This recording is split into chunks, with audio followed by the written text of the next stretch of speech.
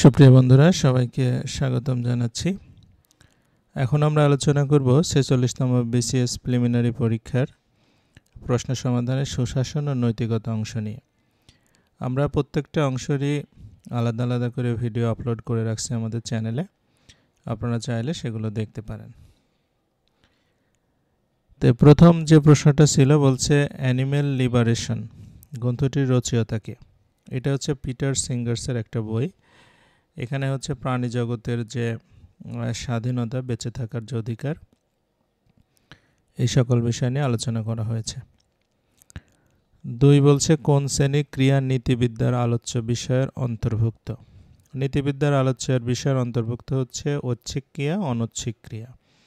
তো এখানে যেহেতু অপশনে ঐচ্ছিক ক্রিয়া দেওয়া আছে, সুতরাং ঐচ্ছিক ক্রিয়ায় আমরা দাগাবো।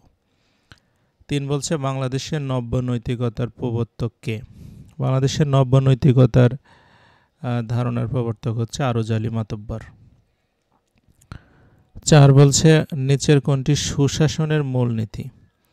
এখানে যে 4টা অপশন ছিল তার ভিতরে স্বচ্ছতা এবং জবাবদিহিতা, অর্থাৎ ট্রান্সপারেন্সি এবং অ্যাকাউন্টেবিলিটি, এটাই হচ্ছে গুড গভর্নেন্সের মূলনীতি।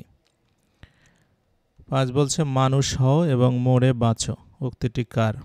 এই উক্তিটি বিখ্যাত দার্শনিক হেগেলের উক্তি, যে be human and be immortal.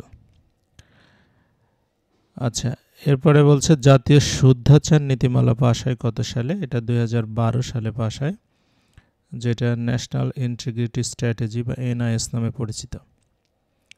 7 বলছে দর্শন হচ্ছে ধর্ম বিজ্ঞানের মধ্যবর্তী এক অনধিকৃত প্রদেশ। উক্তিটি কে করেছেন। এটা হচ্ছে ব্রিটিশ দার্শনিক বার্ট্রান্ড রাসেলের একটা বিখ্যাত উক্তি, যে philosophy is the middle ground of religion and science. আচ্ছা, এরপরে 8 বলছে সুশাসনের 4টি স্তম্ভের উপর নির্ভরশীল এই অভিমত প্রকাশ করেছে কোন সংস্থা। এই অভিমত হচ্ছে বিশ্ব ব্যাংকের। 9 ছিল যে নিচের কোনটি স্মার্ট বাংলাদেশের উপাদান।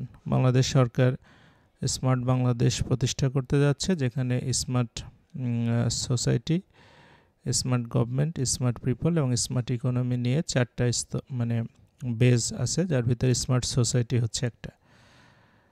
10 ছিল রিপাবলিক গ্রন্থের রচয়িতাকে। এটা বিখ্যাত দার্শনিক প্লেটোর একটি গ্রন্থ।